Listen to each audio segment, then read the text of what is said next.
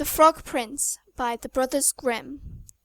One fine evening a young princess put on her bonnet and clogs and went out to take a walk by herself in the wood, and when she came to a cool spring of water that rose in the midst of it, she sat herself down to rest a while. Now she had a golden ball in her hand, which was her favourite plaything, and she was always tossing it up into the air and catching it again as it fell. After a time she threw it up so high that she missed catching it as it fell, and the ball bounded away and rolled along upon the ground, till at last it fell down into a spring. The princess looked into the spring after her ball, but it was very deep, so deep that she could not see the bottom of it. Then she began to bewail her loss, and said, "Alas, if only I could get my ball again, I would give all my fine clothes and jewels, and everything that I have in the world." While she was speaking, a frog put its head out of the water and said, "Princess, why do you weep so bitterly?" "Alas," said she, "what can you do for me, you nasty frog? My golden ball has fallen into the spring." The frog said, "I want not your pearls and your jewels and fine clothes, but if you will love me and let me live with you and eat from your golden plate and sleep upon your bed, I will bring you your ball again." "What nonsense," thought the princess, "this silly little frog is talking. He can never even get out of the spring to visit me, though he may be able to get my ball back for me, and therefore I will tell him he shall have what he asks." So she said to the frog, "Well, if you will bring me my ball, I will do all you ask." Then the frog put his head down and dived deep under the water, and after a little while he came up again with the ball in his mouth and threw it on the edge of the spring.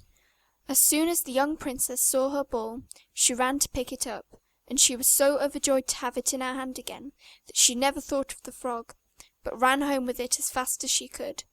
The frog called after her, "Stay, princess, and take me with you as you said," but she did not stop to hear a word.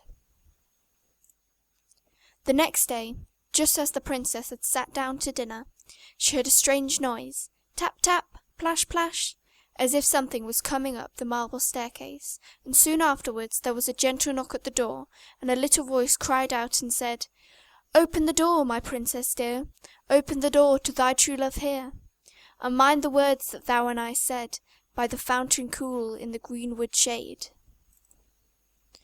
Then the princess ran to the door and opened it, and there she saw the frog, whom she had quite forgotten.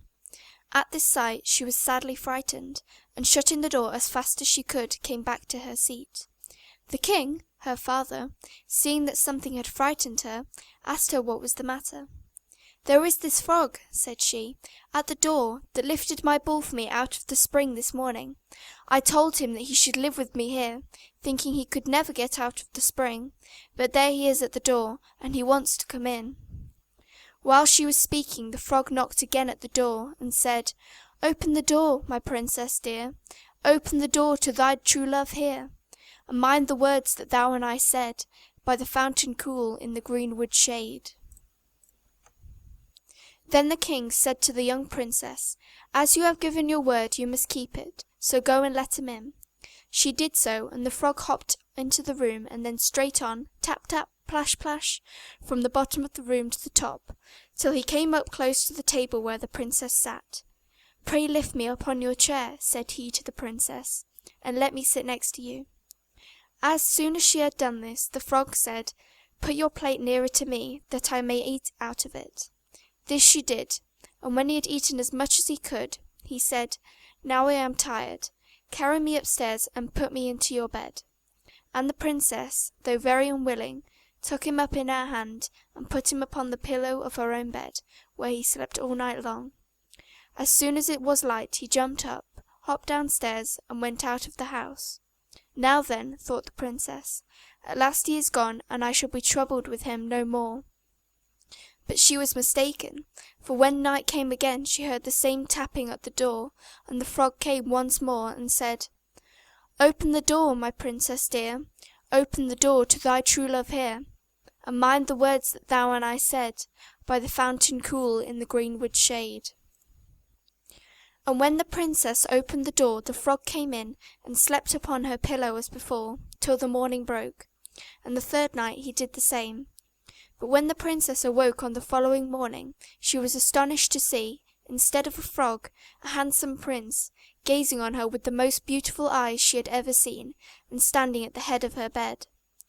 He told her that he had been enchanted by a spiteful fairy, whom had changed him into a frog, and that he had been fated so to abide till some princess should take him out of the spring, and let him eat from her plate, and sleep upon her bed for 3 nights. "You," said the prince, "have broken this cruel charm, and now I have nothing to wish for but that you shall go with me into my father's kingdom, where I will marry you, and love you as long as you live." The young princess, you may be sure, was not long in saying yes to all this, and as they spoke a gay coach drove up with 8 beautiful horses, decked with plumes of feathers and a golden harness, and behind the coach rode the prince's servant, faithful Heinrich, who had bewailed the misfortunes of his dear master during this enchantment so long and so bitterly that his heart had well nigh burst. They then took leave of the king, and got into the coach with 8 horses, and all set out, full of joy and merriment, for the prince's kingdom, which they reached safely, and there they lived happily a great many years. End of The Frog Prince by Brothers Grimm. Read by Becky.